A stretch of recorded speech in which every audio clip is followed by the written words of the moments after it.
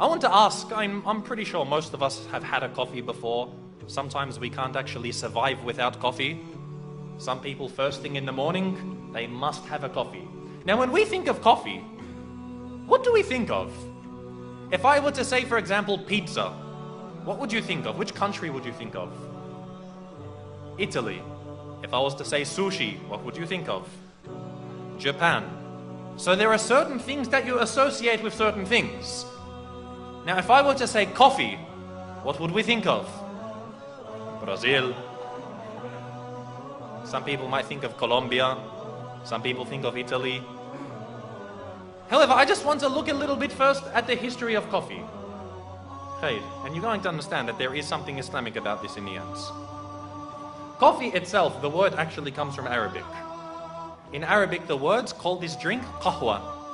Qahwa is the drink that comes out from the bun, from the coffee bean.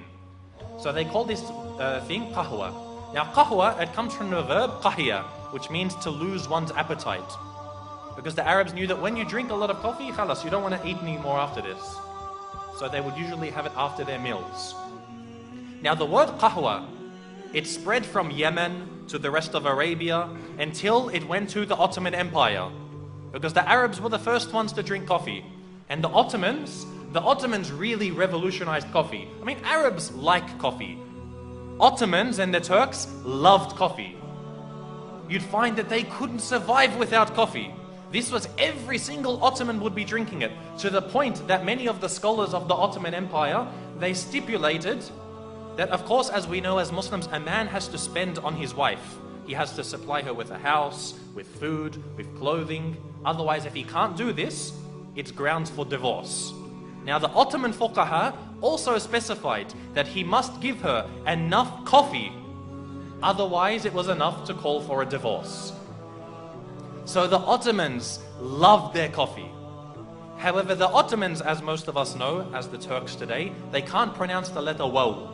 Instead of waw, they say it like v. You've heard Ottomans, you've heard Turks when they say, for example, wallah. What do they say? They say wallah. So you see the waw turns into a v. This is common in their speech. So the word qahwa, they couldn't say qahwa. So they started to call it kahva. Now, kahva, when it began to spread, when the Ottoman Empire was attacking a lot of the nations of Europe, there was a specific time. It was actually the last instance of offensive jihad in our ummah.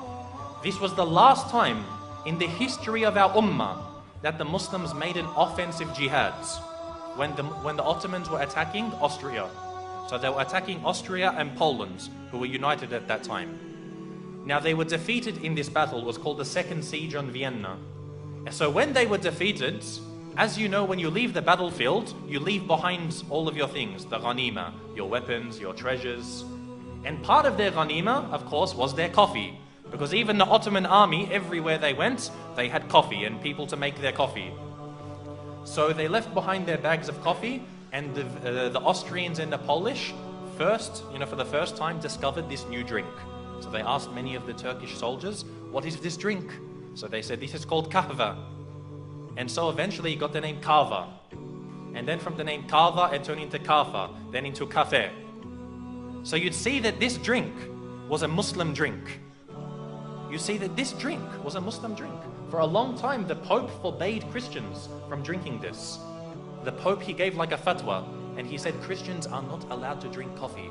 It is haram for them. Until a while later, one of the later popes, he decided to reverse this decision. He got a bag of coffee and he baptized it in the church. So he said now coffee is a Christian drink.